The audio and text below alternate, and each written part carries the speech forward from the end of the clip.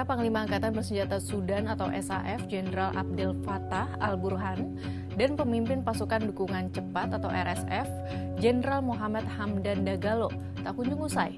Lebih kurang 12 juta orang mengungsi, 30 juta orang membutuhkan bantuan kemanusiaan, dan 150 ribu orang meninggal dunia.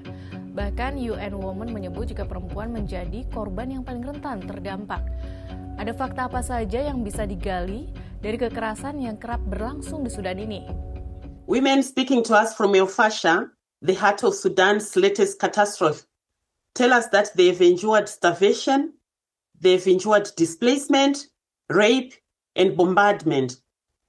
Pregnant women have given birth in the streets as the last remaining maternity hospitals were looted and destroyed.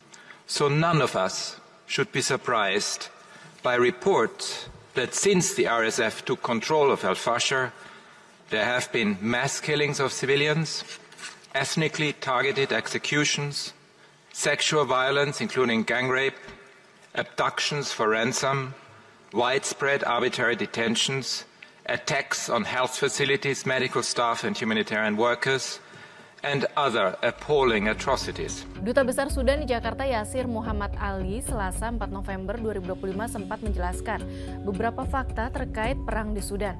Yasir tidak setuju jika perseteruan tersebut dibingkai sebagai perang saudara. Menurut dia ini adalah perang proksi, bukan konflik internal.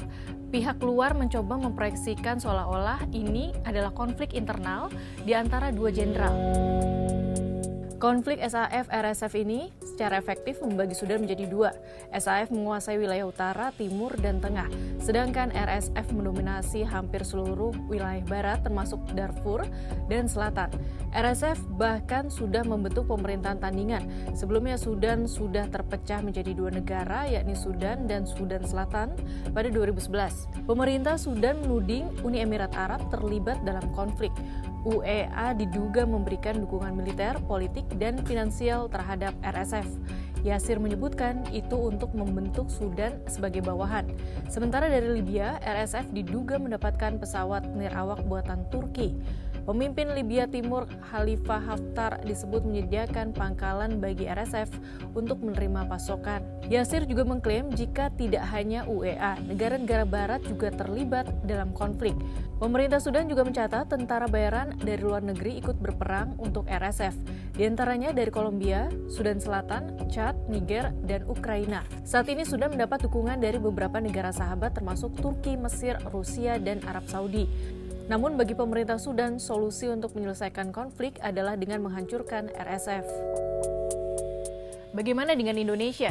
Lewat juru bicara Kemenlu RI, Yvonne Mewengkang, Indonesia menyampaikan keprihatinan mendalam atas meningkatnya eskalasi kekerasan dan memburuknya situasi kemanusiaan di Sudan. Tak hanya itu, Indonesia juga terus menyerukan agar Dewan Keamanan PBB mendorong humanitarian pause atau memastikan akses bantuan kemanusiaan.